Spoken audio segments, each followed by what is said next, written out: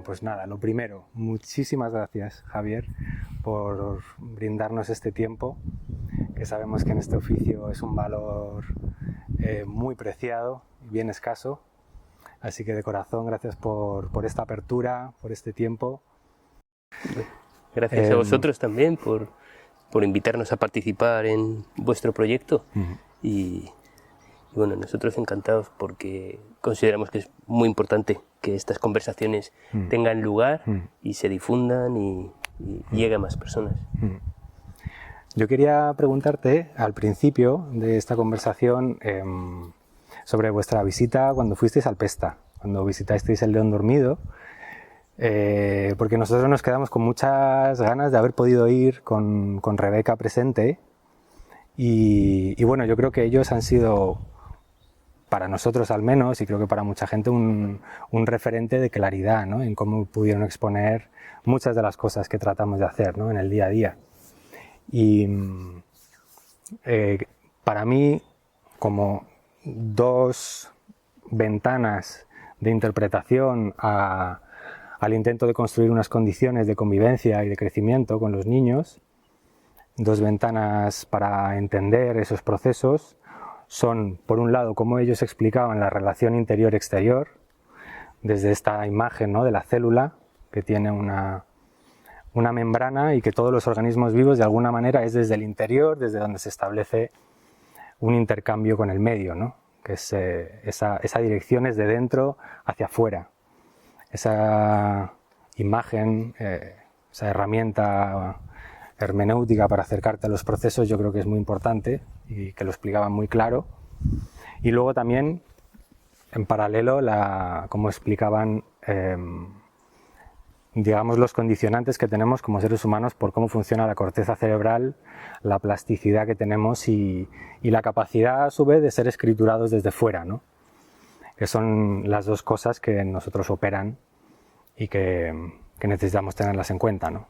Entonces, quería que, si te parece, nos contases un poco cómo fue vuestra experiencia al llegar allí, qué vivencia tuvisteis, qué aprendisteis, y si en algún caso habéis tenido que hacer pues algún tipo de traducción de aquello a vuestro propio camino y a las condiciones también sociales de aquí, ¿no?, que me imagino que en algo también hay que hacer un camino propio, ¿no? Entonces, Así es, así es.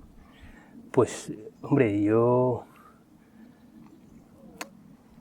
cuando fuimos, nosotros no estuvimos en el León Dormido, estuvimos en el Pesta.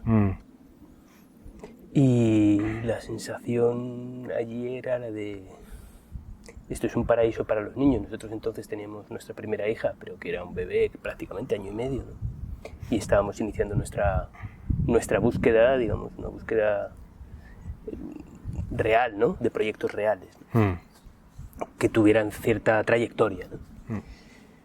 Y bueno, más allá de las consideraciones de índole, digamos, más abstracto o teórico, sí.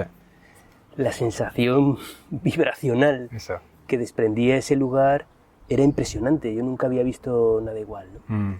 Y la sensación era de, este es un paraíso para niños, ¿no? Allí aprendimos muchas cosas y también vimos cosas que luego aprendimos que nosotros teníamos que hacer de otra manera diferente. En tu pregunta al final decías, bueno, de alguna manera, alguna parte del camino tiene que ser propia. Mauricio en sus charlas o en sus conferencias decía algo que yo me he apropiado de ello, ¿no?, y que decían, hagan ustedes lo propio, no me copien, hagan ustedes lo propio. Pero, bueno, pues cuando eres aprendiz, copiar, digamos, pues ayuda a discriminar el camino y a discriminar lo que encaja y lo que no encaja, ¿no? En este sentido, pues nosotros tras nuestra vuelta a España, después de haber estado en el Pesta, que justo estábamos iniciando un proyecto, teníamos 2-3 niños, pues empezamos a copiar muchas de las propuestas del Pesta, que habíamos visto en el Pesta, ¿no?, salvando las distancias, porque aquello era un mundo, un universo frente a un pequeñito planeta que podía ser Ojo de Agua en ese momento. Y ese ha sido, yo creo que una parte muy importante de nuestro proceso, discriminar lo que encaja y no encaja, no solo con nuestro contexto cultural, que también, sin duda, contextos diferentes requieren prácticas distintas y relaciones distintas, sino incluso más allá, lo que resuena con uno mismo. Yo estoy convencido de que hay muchos caminos para llegar al mismo sitio. Lo aprendimos por el camino también, porque en nuestro proceso, pues estuvimos en el Pesta 3 semanas, volvimos, justo es el momento inaugural de Ojo, digamos, como que habíamos alquilado justo una primera casita, y a los pocos meses nos llegó una mujer con un libro que hablaba de una escuela en Estados Unidos, Sudbury Valley, que es un enfoque muy distinto, ¿no? Y nos aventuramos a ir allí también un tiempo, ¿no? Les preguntamos y, bueno, llegamos allí. Y pudimos ver que había diferencias abismales, pero había algo en común. Cuando nosotros nos fuimos de Sudbury Valley también después de la visita, teníamos esta misma sensación. Claro, eran contextos muy diferentes, con prácticas muy diferentes, esto es algo que aprendí luego, pero que sin embargo, pues veíamos que encajaban. Y la lección para nosotros fue, bueno, estas personas hacen de esta manera y tienen un discurso muy coherente, en el caso de Mauricio y de Rebeca, por ejemplo. Estas otras personas hacen de otra manera y su discurso es muy coherente también. Vemos cuál es el resultado que producen las personas y nuestra conclusión es, nosotros tenemos que hacer lo propio, nosotros tenemos que hacer lo nuestro. Haciendo caso de aquello que nos decía Mauricio, ¿no? No se dejen contaminar por mí, decía en muchas ocasiones, ¿no? Y en este sentido, pues estoy de acuerdo en que una de las cosas más importantes que me ha enseñado, bueno, pues el contacto con Mauricio y Rebeca ha sido, digamos, esta idea de un proceso que podemos limitar al aprendizaje o podemos ampliar a la vida en su conjunto, a la vida personal, al camino de vida, que es un proceso que va de dentro a fuera, ¿no? Y, digamos, esta es una guía que nosotros resonamos con ella y nos aferramos a ella. Es como cuando te agarras al timón del barco en medio de la tormenta, ¿no? Esto para nosotros es como una verdad, ¿no? Bueno, que creo que tiene su correlato en el mundo de la ciencia también, ¿no? Claro. Lo tiene.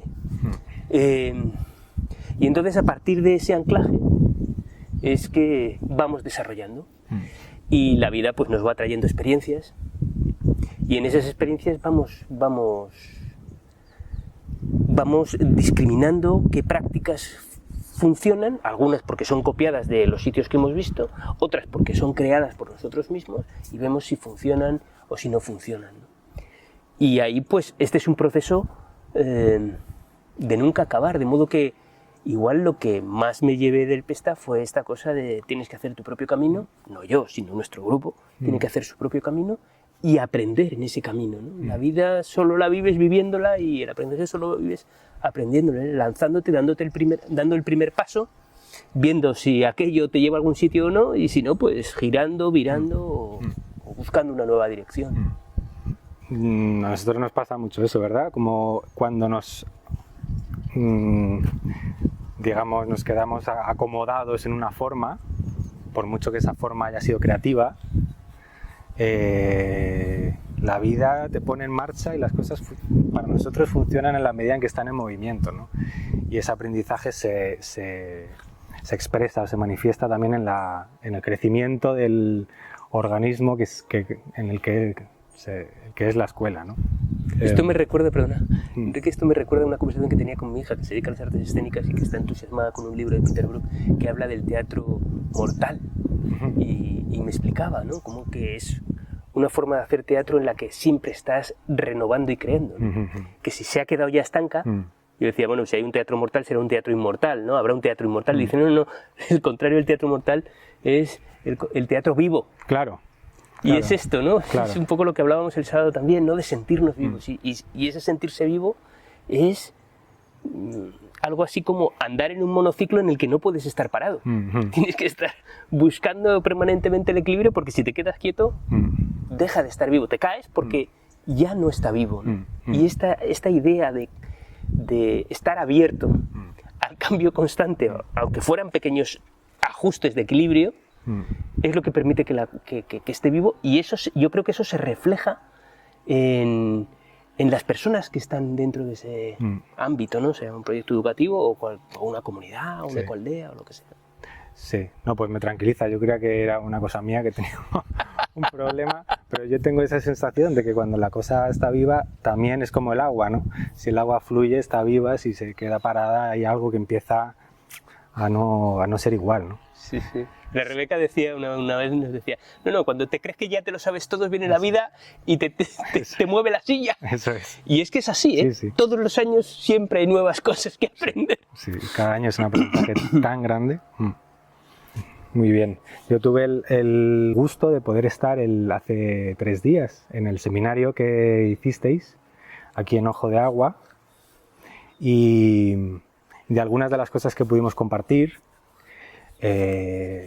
Bueno, hay tanto que me llevo que solo voy a, como para tener para la gente que no sabe nada, en este viaje estamos conociendo a muchos tipos de personas, y me doy cuenta que a veces habitamos universos conceptuales y de comprensión tan lejanos, que igual algunas de las cosas que vimos en el seminario sirven para trazar un poco un puente y hacer entender un poco mejor cuál es la aproximación, ¿no? De esta comprensión de la autonomía, de esta comprensión del aprendizaje desde uno mismo y tal, ¿no? Entonces, una de las cosas que hablábamos en el seminario era cómo está este dogma instaurado de que aprender consiste en aprender lo que te enseñan. Que eso es, bueno, una especie, sí, como de dogma inconsciente ya establecido.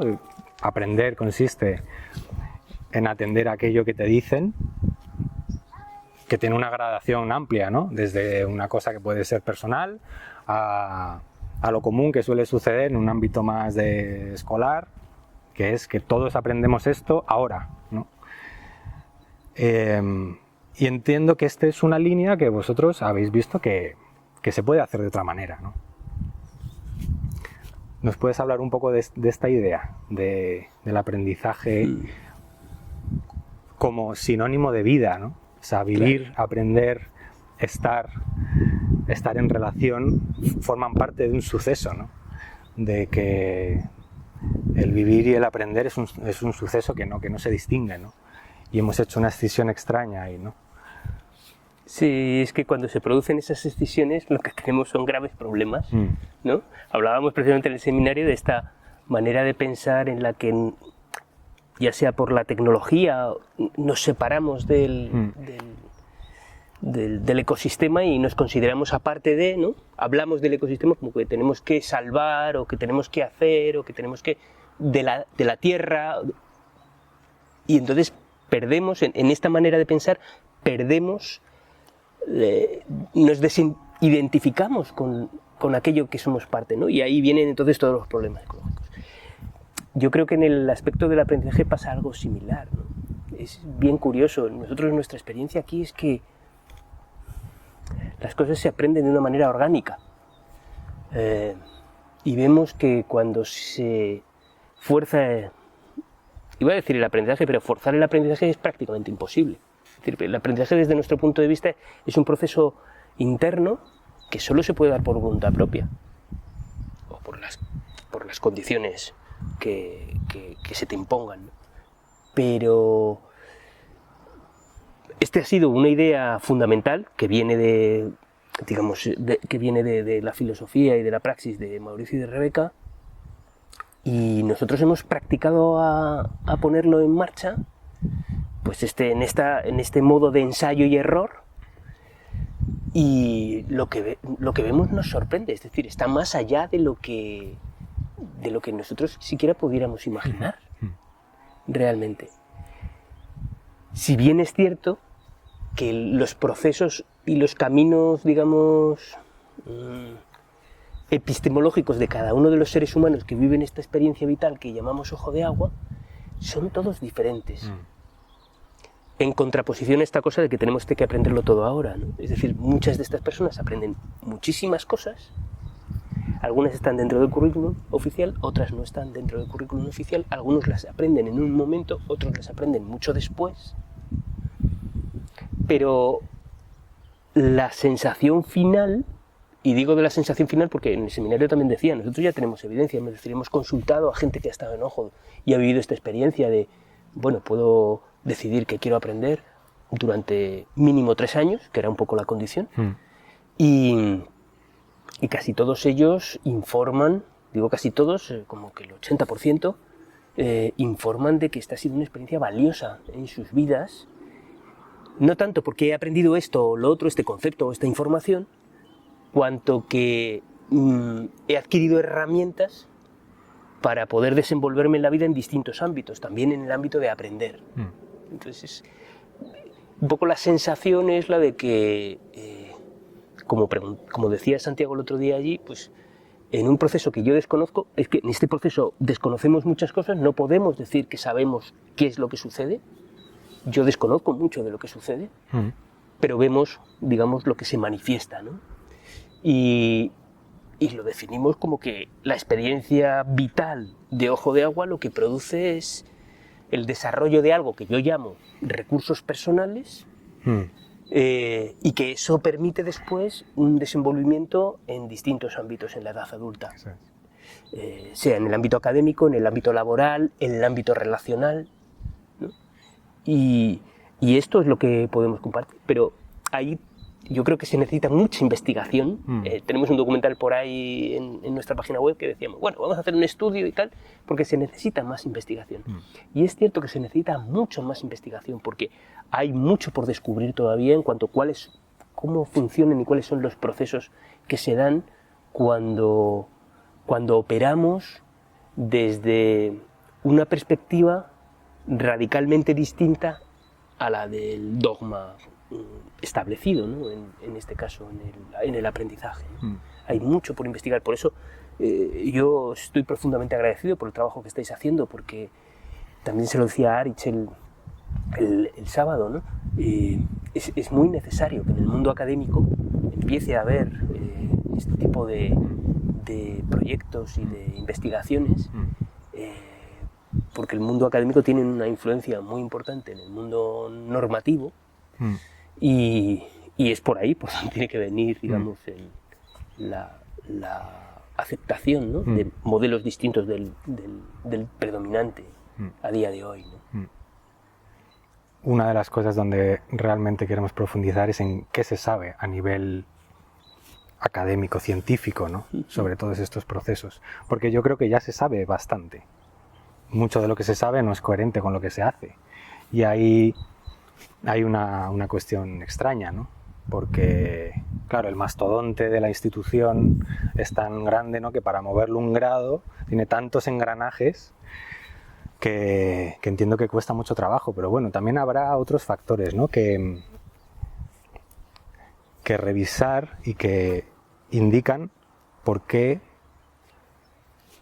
hay tantas incoherencias con respecto a lo que se sabe, que ya no depende de una pedagogía ni de una ideología ni de nada así, porque hay tantas incoherencias entre eso y en lo que se hace en el día a día, ¿no? Yo no sé, me imagino que ahí está esta cosa de la institución mastodóntica que no la mueves, la carga biográfica de cada uno, que cada uno tiene su entorno familiar y biográfico que le determina para hacer de una manera, y yo creo que ligado con eso también un poco en la inmadurez o el egoísmo en la que te ubica el no haber tenido una experiencia distinta a esa, ¿no? Que entonces repites un patrón, ¿no?, de manera sí, no puedes hacerlo de otra manera, pero me llama la atención, ¿no?, cómo es lento el cambio, ¿no? Sí, el cambio es lento, y yo creo que significa también, en esta dificultad para el cambio, yo creo que hay un factor fundamental, que es esto que comentábamos antes de estar vivos o no. Yo creo que la propia administración, por su propia estructura y por su propia definición, tiende al adormecimiento, por no utilizar otro término, ¿no? Es claro. decir, es muy difícil en la administración, porque entiendo que tienen una responsabilidad muy grande. Yo me pongo en el pellejo de alguien que está en un cargo técnico de mucha responsabilidad, o en un cargo político de mucha responsabilidad. Entonces, claro, los experimentos hay que hacerlos con gaseosa, decían, ¿no? Como que hay que tener mucho cuidado con los pasos que damos. Claro. Entonces, claro, hay esta cosa, ¿no? Y el planteamiento que nosotros estamos haciendo es un planteamiento no burocrático. La administración, por definición, es burocrática, ¿no? Y el planteamiento que estamos haciendo es no burocrático, es un planteamiento orgánico, es un planteamiento vital, abierto a lo que suceda. Y ahí hay un foco que chirría, ¿no? Sí. Yo creo que fundamentalmente está ahí, porque yo he hablado con profesores, con inspectores, con directores territoriales, con directores generales. Bueno, lo digo en plural, pero con uno nada más de cada. bueno, con los estamentos más bajos con más de uno, ¿no? Pero la cuestión es, como personas, lo reciben y... Hombre, habrá de todo. Hay todo tipo de visiones en el mundo de la administración también, de los técnicos de la administración de educación. Pero con los que nosotros nos hemos relacionado, lo ven, lo entienden, lo aceptan, lo valoran. Pero luego eso tiene su correlato en el papel normativo, y ahí es donde creo que sucede esto, que por eso hay estas incoherencias. Sí. Creo que ese es un factor fundamental, independientemente de los otros que has mencionado también, ¿no? De hecho, nosotros vivimos esta experiencia desde hace 21 años más o menos, y a día de hoy seguimos con la misma sensación de, bueno, vamos a darnos un año más a ver qué sucede. Es decir, no tenemos garantía de nada, pero aún así, pues la vida nos está acompañando. No sabemos hasta cuándo, nos moriremos en algún momento, no hay duda. Físicamente nosotros, y el proyecto, pues de alguna manera también entiendo que si es orgánico, tiene su límite de crecimiento, en el que creo que ya estamos, y tendrá su muerte también natural, ¿no? Pero la sensación es esta, la sensación es, bueno, la vida nos está acompañando, nos ha acompañado hasta ahora, vamos a dar otro paso. Pero no mucho más allá del siguiente paso, ¿no? Y eso significa aceptar una incertidumbre, no solo nosotros como gestores del proyecto, las familias también, ¿no? Bueno, las familias tienen que asumir mucha incertidumbre también, porque como nosotros decimos, no podemos garantizar que nadie aprende nada, en realidad nadie puede garantizar que nadie aprende nada, ¿no? Pero, bueno, pues en el camino vamos viviendo, y es que esa vivencia, ese vivir, es el aprender, ¿no? Esa identidad entre vivir y aprender, yo creo que eso es... digamos, la sal de la cosa, ¿no? Sí, de lo que exponéis como vivencia, que es lo que yo creo que es importante, pues eso, investigar, documentar, exponer, comunicar, esta cosa de acercarte al crecimiento o al aprendizaje, como se quiera decir, desde ti mismo, desde tu interés, y cómo eso lo veis día a día, ¿no? Yo creo que eso es lo que la gente, a lo mejor desde un lugar...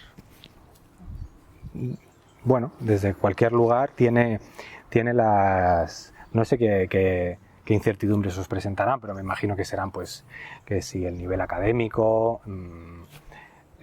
planteaba a una mamá el otro día en el seminario una pregunta que me pareció muy interesante, que era también sobre la capacidad de esfuerzo o la capacidad de perseverancia. Sí, sobre este tipo de cosas, ¿no? Que se supone que te garantiza el que tengas a alguien que te diga qué tienes que estudiar y cuándo. Pero tal y como describíais el proceso, me parece asombroso, ya no el qué sacas de ese proceso de aprendizaje, sino todo lo que se pone en marcha, primero para conectar con qué es lo que quiero, qué es lo que tengo, qué traigo, y de ahí comunicarlo, ser capaz de expresarlo, exponerlo, compartirlo, de ahí ponerte de acuerdo con una serie de personas, con una serie de medios, arrancarlo y llevarlo a cabo, desarrollarlo y terminar. O sea, yo creo que la valía de esa experiencia, digamos, de manera cotidiana, no tiene precio. O sea, eso es único, que puedas hacer eso, ¿no? Que parta de una atención conectada con tu voluntad, con tu interés, en relación, que tengas que movilizar todos esos recursos, ¿no? Con lo que ya sabes que cuentas para hacer cosas, para... Entonces, sí, desemboca en algo que tiene sentido y que porta un sentido para tu vida. Y de ahí es donde tú puedes construir una existencia, digamos, sí, una existencia unida interiormente, unida con lo de fuera. Y entonces, ahí yo creo que hay un valor único en lo que veis, en lo que podéis contemplar, con el asombro que dices, ¿no? Que es como cada día decir, coño, esto es impresionante, ¿no? Aunque no sepamos los detalles de cómo funciona, pero aquí hay algo que es así, ¿no? Que es la vida alineada, ¿no? Con la acción y con el individuo y la relación entre individuos en esa dirección, ¿no? Esto que mencionas del sentido es súper importante. Porque que las cosas tengan sentido significa que te encajan, ¿no? Y que la cosa tenga sentido para uno, que una experiencia tenga sentido para una persona, significa que haya esta conexión entre dentro y fuera, ¿no? Y es súper interesante porque yo creo que esto tiene una potencia, es decir, que los niños jóvenes tengan la oportunidad de vivir una experiencia que les proporciona esta sensación de esto tiene sentido, yo estoy convencido de que tiene que dejar una huella, tiene que dejar una huella. Sí, ya, Sí, estos se han venido aquí.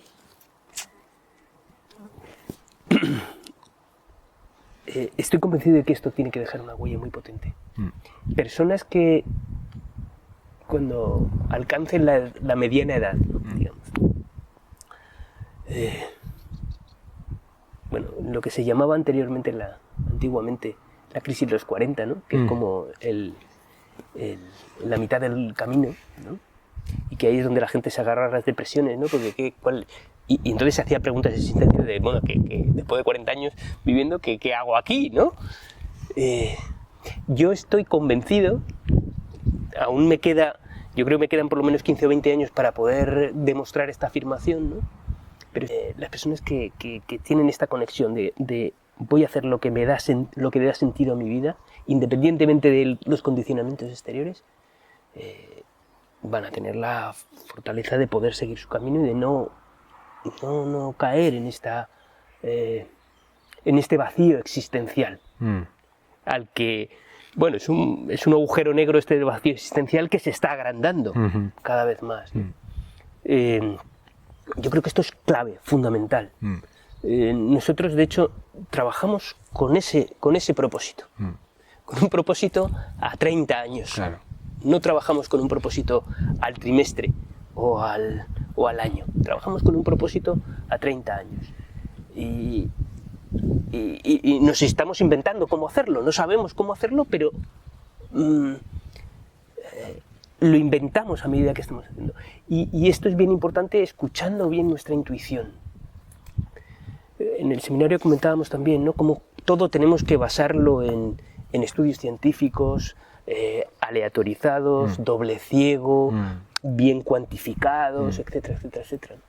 Y poníamos ejemplos de cómo a veces tenemos que poner racionalidad cuando hemos estado haciendo cosas a lo largo de toda nuestra existencia como especie, ¿no? Hablábamos de las teorías del apego y cómo hay que hacer los experimentos con los monos y poniéndole madres con pinchos para demostrar científicamente algo que todas las madres instintivamente sienten, hacen. y hacen. Lo hacen porque les nace. Claro. Y no saben por qué, es decir, no tienen una teoría del apego. Claro. Les surge, nace, y este surgir, este nacer, digamos, esto está muy vinculado con creo yo, con lo que es nuestra condición humana, genuina, que creo que es algo que tenemos, un bastión que tenemos que proteger, promover y reforzar, ¿no? Nuestra condición humana. Y esto está directamente vinculado con escuchar la intuición, ¿no? Sin dejar la razón, pero dando voz y espacio a la intuición. Y nosotros trabajamos intuitivamente. Muchas de las cosas que contamos ahora, 20 años después, es como darle sentido al cuento que hemos vivido, pero mientras íbamos caminando no sabíamos dónde íbamos.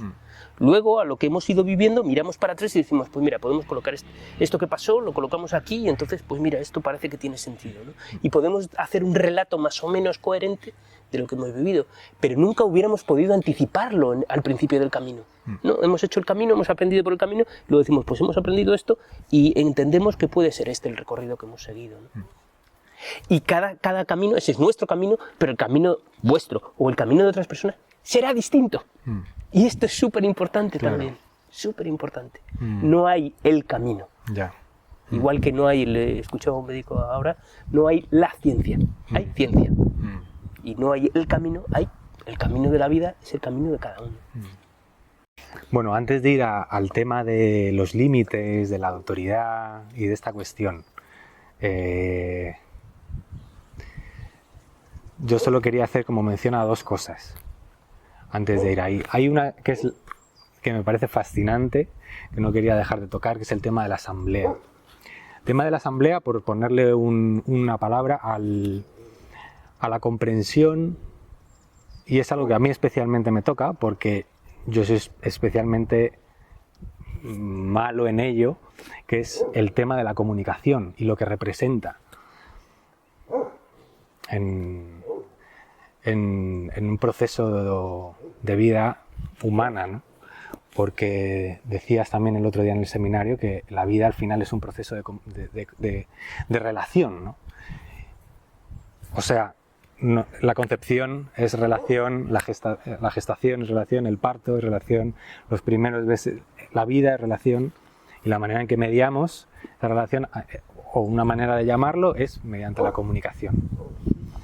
Y había una chica que había pasado una temporada aquí que decía, a mí lo que me asombra, y también nos pasó a mí me pasó cuando visitamos a la vida, es como hay ese cuidado de cómo me comunico, ¿no? Porque es como, no sé, una materialización,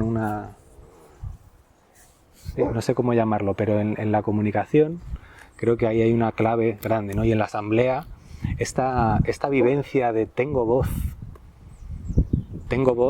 puedo manifestarla, puedo expresarla, tengo una escucha, y esto está tejido por una comunidad que lo atiende. Yo creo que eso también es muy, muy importante, ¿no? Entonces, si puedes dar como alguna pincelada sobre este aspecto de la comunicación, ¿no? Sí, bueno, es que yo creo que es fundamental. Es como la asignatura más importante, o una de ellas, ¿no? La comunicación.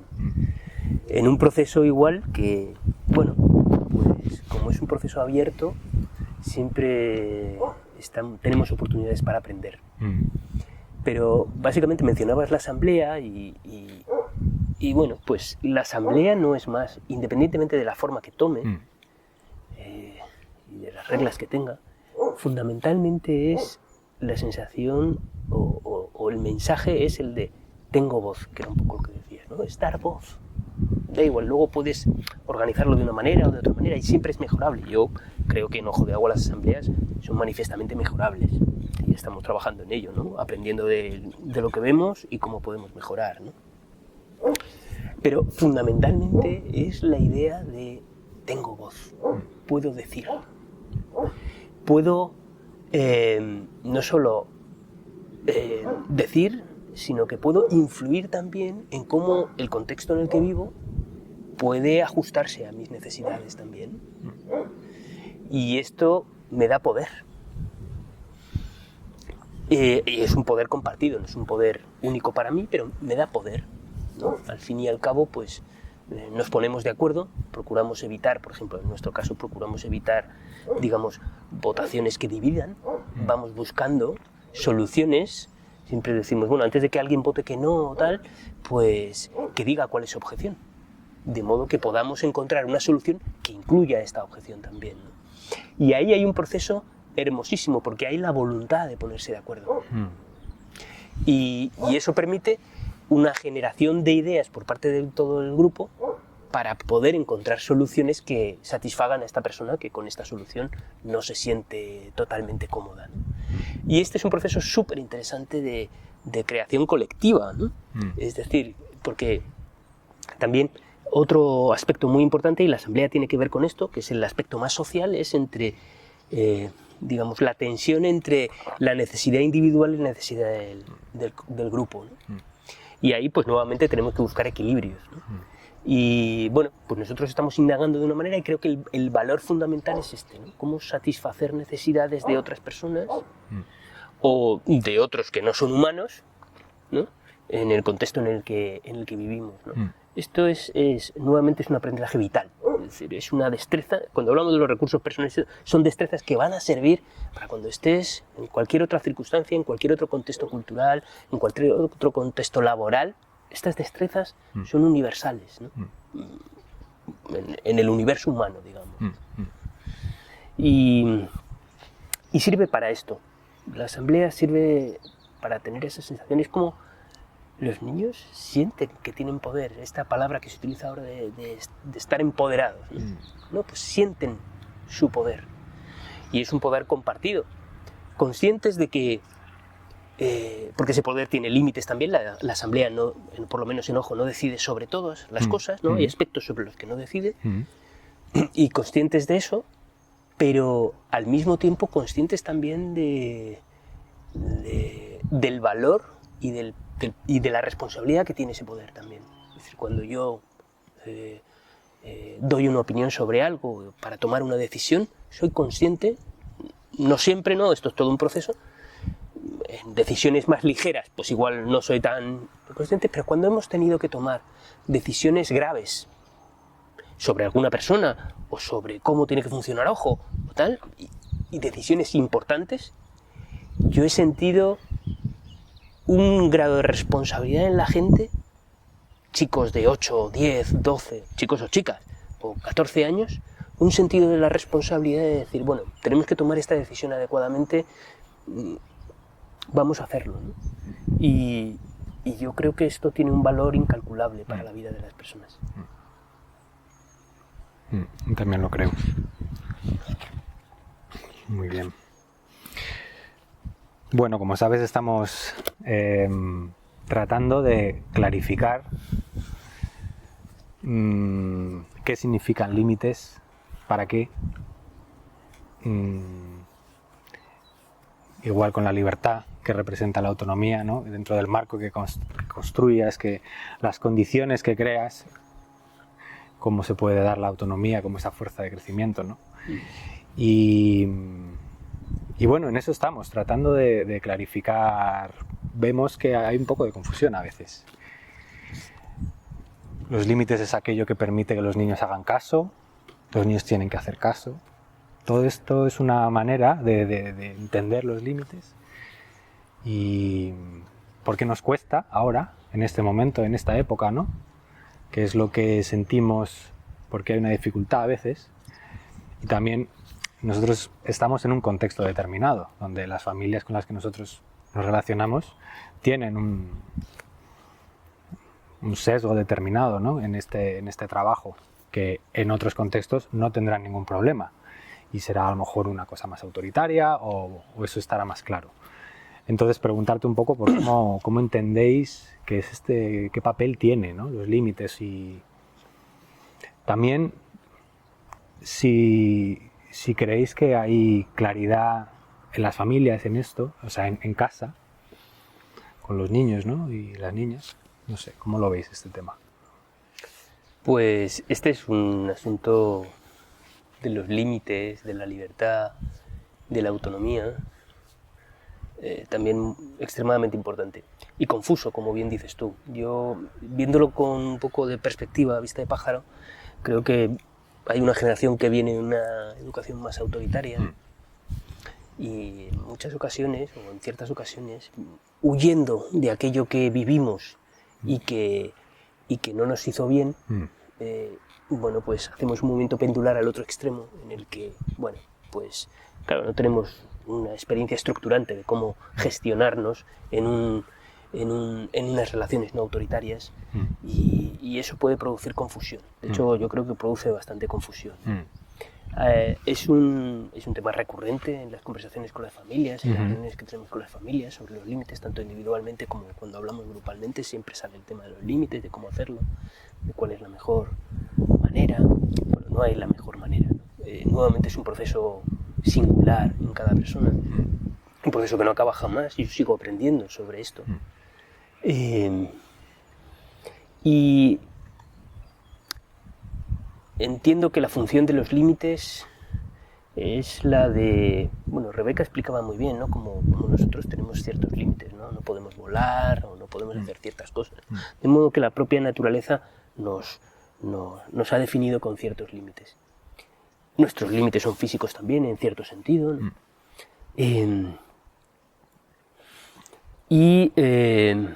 Parte del proceso de crecimiento y de desarrollo del ser humano es precisamente la búsqueda de los límites. ¿Hasta dónde puedo llegar? ¿Hasta dónde puedo llegar en mi desarrollo personal? Y en un aspecto más social, ¿hasta dónde puedo llegar en mis relaciones con los otros? De modo que, bueno, parte de la función del ser humano en desarrollo es la búsqueda de los límites. Y los adultos que los acompañamos, pues tenemos nuestra misión es encontrar también cuál es ese límite, en un diálogo, ¿no? Cuando digo diálogo es porque nuevamente, hoy lo hablaba con una mamá, ¿no? Los límites en la naturaleza no son lineales. En realidad en todo, en la vida. Cuando uno va profundizando en ciertos aspectos, aquello que parecía lineal, según vas acercando el microscopio, te vas dando cuenta de que tiene irregularidades, ¿no? Y que los límites no son lineales, sino que tienen montones de... Entonces hay un juego ahí de flexibilidad para encontrarlo. Pero fundamentalmente, bueno, en el caso de niños más pequeños, los límites y el contacto físico y el acogimiento y la contención son muy importantes. Cómo contener, por ejemplo, niños que entran en crisis emocionales, contenerlos contener sin ser autoritario, pero al mismo tiempo tener firmeza y con un lenguaje corporal que no expresa tensión, a pesar de que expresa firmeza y seguridad, pero no expresa tensión. El cuerpo, quiero decir. Eso es. Por ejemplo, esto es súper interesante. Y requiere de parte de los adultos una capacidad de entrar en un proceso de autoobservación para ver cómo lo estoy haciendo. Y si hay tensión en mi brazo cuando hago este movimiento o hago este otro movimiento o en mi voz. Entonces este proceso personal creo que es fundamental. Y como todos los procesos personales, es único, no hay otro. Hay uno para ti, otro para mí, otro para aquel, ¿no? En cuanto, por ejemplo, la contención emocional, ¿no? Con niños más pequeños, o incluso dependiendo de la historia de cada uno, pueden ser más mayores también, ¿no? Niños, niñas. Y en cuanto a lo social, pues los límites tienen que ver con el otro. Y con cómo el otro, y ahí, cuando niños y niñas son un poco más mayores, pues también se expresan, y al expresarse, por el hecho de vivir juntos, necesariamente vamos a tener conflictos, ¿no? En cuanto hay dos personas que viven juntas, necesariamente va a haber muchas otras cosas, pero algo que va a haber va a ser conflicto, ¿no? Entonces, ¿cómo abordamos ese conflicto? Es la cosa importante, ¿no? Y en este sentido, el aspecto que mencionabas de la comunicación es fundamental. Fundamental. La palabra es la palabra y el cuerpo, ¿no? Porque la comunicación no es solo palabra, es cuerpo también, es mirada. Yo creo que es la herramienta fundamental para establecer los límites, digamos, en un nivel social donde ya pues tenemos capacidad para comunicarnos verbalmente. Claro. Y en edades más tempranas, la comunicación sobre todo corporal. Y su función es la de ayudarnos a crear nuestra identidad, ¿no? Porque si no tuviéramos límites físicos, no podríamos identificarnos como Enrique, o como Chantal o como Javier. Necesitamos esos límites físicos para adquirir una identidad, ¿no? Y esta identidad se consigue a través de esos límites. La identidad social se consigue a través de ¿no? La identidad biológica se consigue a través de los límites biológicos. La identidad social se consigue a través de los límites sociales, ¿no? Y la identidad personal, pues a través de los límites en tu propio camino vital, ¿no? Entonces la función básicamente es esta entiendo yo, ¿no?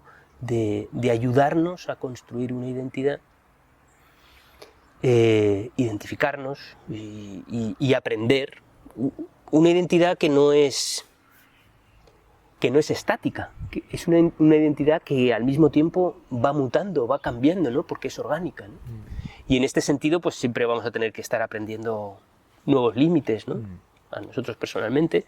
Y en cuanto a los niños y las niñas, pues es un proceso más multidireccional, donde requiere, bueno, pues esto fundamentalmente es comunicación, firmeza y amor. Y amor. Porque el amor se transmite también. Y la gente lo siente. Y esto no quiere decir que no haya que ser firme en ocasiones, y hay que ser firme en ocasiones. No está reñido una cosa con la otra, ¿no? ¿Cómo aprender esto? Pues es un misterio que solo puedes hacer. Yo no tengo la receta. Y creo que bueno, puedes tener recetas, ¿no? Esto me recuerda un poco a las... Bueno, cuando hablamos de comunicación, pues podemos estar hablando de modelos comunicativos como el de la comunicación no violenta o la escucha activa o tal, ¿no?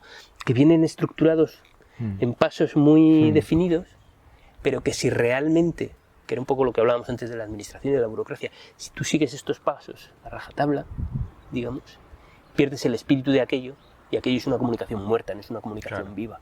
Se mecaniza de alguna manera. Se mecaniza. Se robotiza, se mecaniza, ¿no? Entonces ahí tiene que haber el impulso vital y además con una flexibilidad muy grande, entiendo yo, porque cada circunstancia es distinta, ¿no? Nosotros aquí establecemos reglas generales, ¿no? Bueno, hoy tenía conversación con una persona, ¿no? Que decía, bueno, pues digamos, aquí establecemos una comunicación que no juzgamos, pero claro, no puedes no juzgar nunca. Forma parte de la cosa, ¿no? Entonces, ¿cómo jugamos con esto? Es esto que te decía, que cuando ponemos el microscopio nos damos cuenta de, bueno, el principio general no juzgamos, pero luego vamos al detalle y vemos que todos estamos juzgando todo el rato, ¿no? Ya. Entonces, ahí hay un aspecto un poco paradójico y digamos como que no hay una solución posible. Una solución que podamos decir, esta es la solución, ¿no?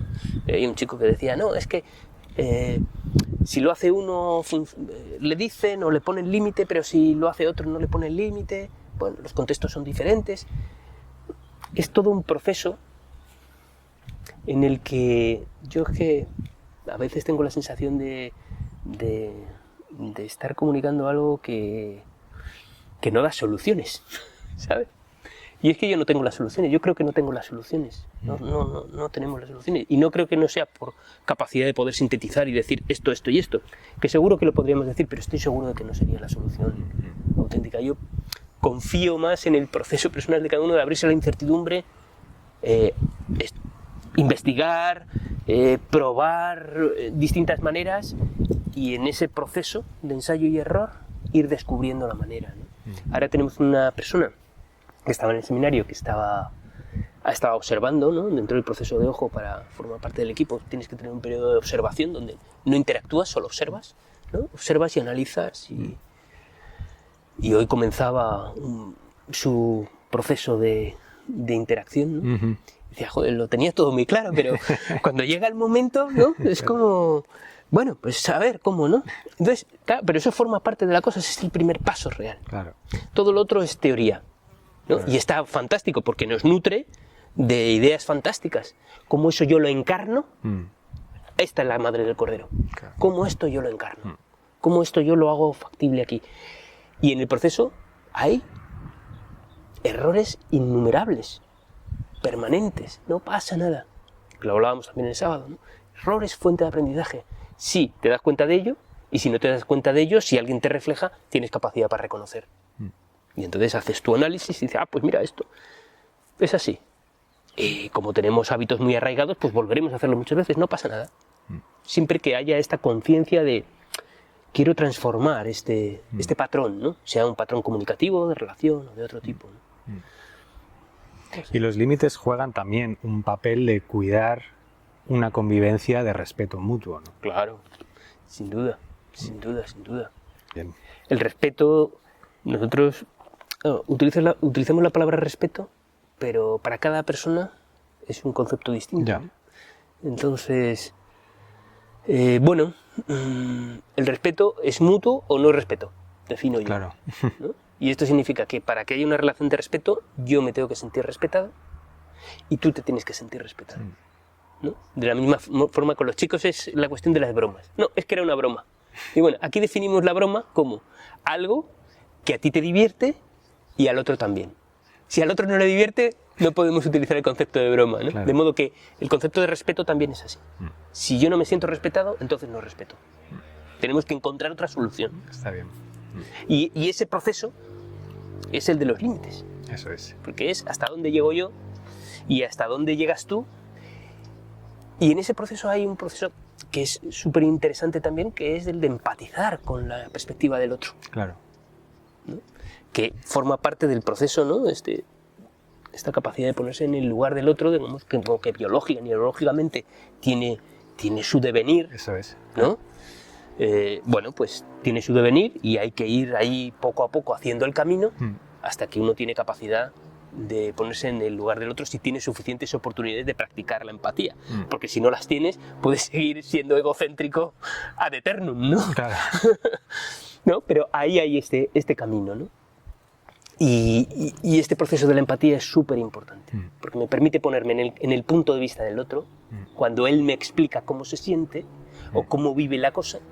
Yo puedo escuchar esto puede calar dentro de mí, y esto hace que yo pueda dar una respuesta distinta, teniendo en cuenta lo tuyo.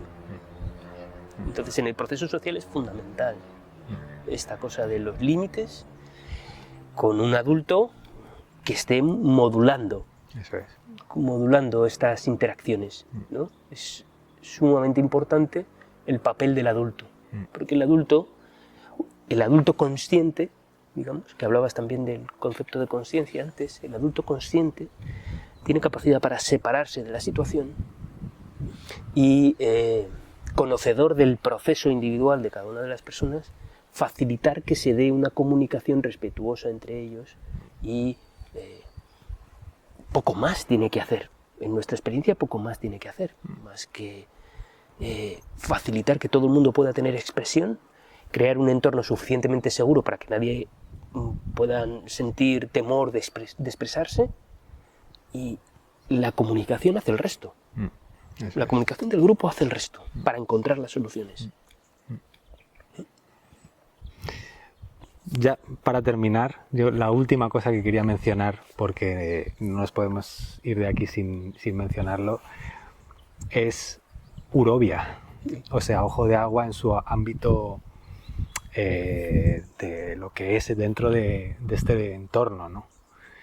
Y eso a mí me parece también que es fundamental, ¿no? Que es de vital importancia hoy en día esta vivencia que tienen de manera natural los chicos y las chicas y los niños aquí, de estar en un entorno que es puramente coherente con lo que es necesario hoy como emplazamiento humano, ¿no? En un ecosistema. Sería muy largo de contar esto, pero sí, no sé, mencionarlo un poco por no sé si quieres contar brevemente, ¿no? Como qué se ha tenido en cuenta a nivel de construcción, a nivel de trato del agua, de esa parte, ¿no? De habitar en un ecosistema y no y no quitar el ecosistema del medio y ponerme yo, ¿no? No sé cómo explicarlo, pero vamos. Sí. Nosotros llevamos un tiempo también tratando de ver cómo alinearnos un poco más con algo más coherente, ¿no? En lo cotidiano, de eso, de la energía, del agua, y en ese sentido esto es extraordinariamente inspirador, ¿no? Porque se puede. Claro. Sí, es que nosotros tuvimos mucha suerte. La vida nos ha puesto delante grandes oportunidades. Y bueno, si tenemos algún mérito, el mérito ha sido que nuestras condiciones, decirlo así, de privilegio nos han permitido escuchar o percibir las oportunidades que teníamos, ¿no? Porque en ocasiones, pues igual tus propias condiciones, aunque se te presente una oportunidad, no puedes, ¿no? Nosotros, la vida nos lo ha puesto delante, ¿no? Tuvimos la oportunidad de, sin saberlo, llegamos aquí desde Madrid, ¿no? Llegamos aquí y bueno, pasamos un tiempo y nos quedamos embarazados y estábamos al lado de una maternidad que hacía parto natural, no sabíamos, pero ahí estábamos al lado.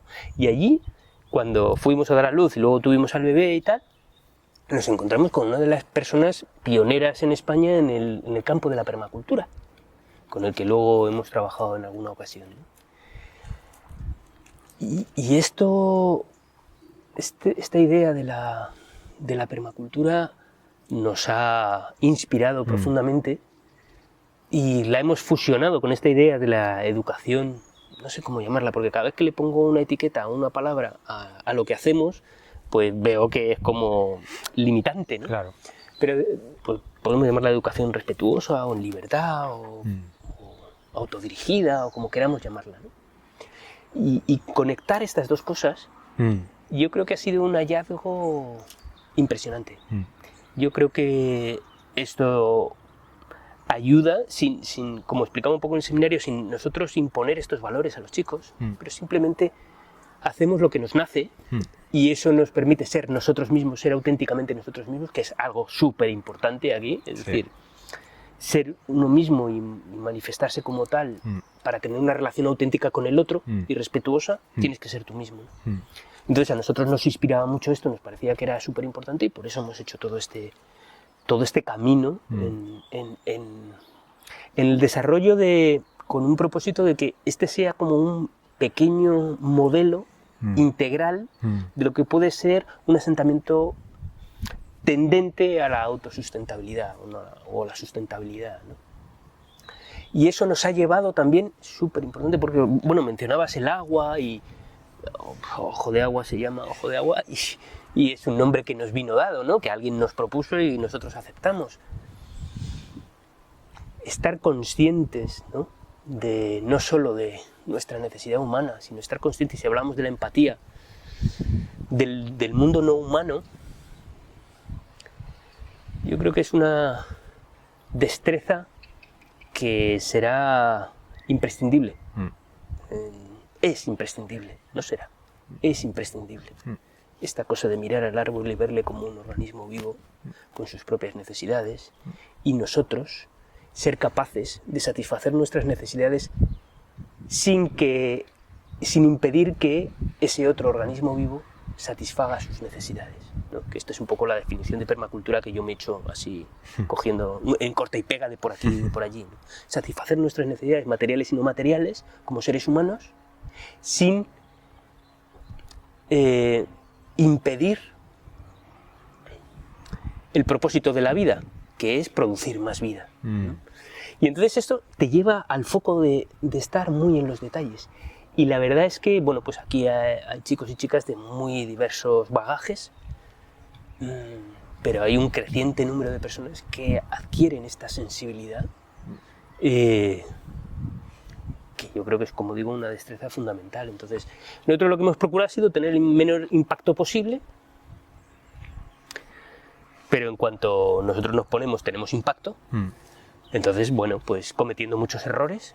Yo en el seminario creo que hablamos bastante de esto, ¿no? De cometer errores. Bueno, pues siempre que cometas errores porque eras ignorante, pues está bien, ¿no? Otra cosa es cometer errores a propósito. y de tomar conciencia, ¿no?, de la importancia de todos alrededor. Es decir, cuando nosotros hacemos un bosque comestible no estamos pensando solo en comer nosotros, ¿no?, sino que nos damos cuenta, o cuando hacemos un aljibe, no pensamos en quedarnos hasta la última gota, sino de compartir con los demás, porque cuando hemos compartido, digamos, la producción de nísperos, o cuando compartimos un aljibe a cielo abierto, resulta que eso tiene beneficios para el conjunto del ecosistema, y eso significa que tiene beneficios para nosotros también como parte de ese ecosistema. Yo creo que también desde el punto de vista del ecosistema exclusivamente humano, este concepto, este enfoque permacultural, yo creo que se identifica clarísimamente, y yo creo que es uno de los motivos fundamentales por los que año tras año podemos seguir ofreciendo la experiencia de los chicos de las chicas. Este enfoque permacultural creo que de una manera incognoscible para mí lo está permitiendo. Es como que la vida nos permite. Mauricio decía también, ¿no?, que hablábamos al principio de Mauricio. Es otra de las cosas. Yo he aprendido pocas cosas con él, pero las que he aprendido, esto decía él: si lo que haces cuaja con la vida te va a dar para que salga adelante. Y a pesar de que es muy improbable, pues Ojo de Agua, durante las 2 últimas décadas, digamos, pues teniendo una probabilidad de supervivencia muy baja, muy escasa, sin embargo, cada año ha, digamos, pues ganado la lotería, ¿no? Porque, y esto no es por algo que hagamos nosotros, aunque nosotros hacemos nuestra parte, como seres humanos hacemos nuestra parte. Yo estoy convencido de que la vida nos apoya, en la medida en que nosotros estamos contribuyendo a eso también, ¿no? Es que forma parte de la vida. Yo creo que Ojo de Agua forma parte de ese propósito vital que es producir más vida. Satisfacer las necesidades de cada uno, pero producir más vida. Y como consecuencia de eso, la vida, sea lo que sea, como podamos definir la vida nos da también. Entonces, claro, no entro en muchos detalles porque... Sería muy largo, sí. El sábado me tiré 1h30. Claro, claro. Pero bueno, yo creo que este enfoque es tremendamente importante. De empatía también hacia lo no humano y de conciencia de dónde estamos y qué somos donde estamos. Muy bien. Bueno. Pues nada, Bueno, muchísimas gracias por hacer esto. Mutuas. Y muchísimas gracias de corazón. Gracias a vosotros también. Y Chantal. Terminamos. Muy bien. ¿Me puedo quitar esto? Sí.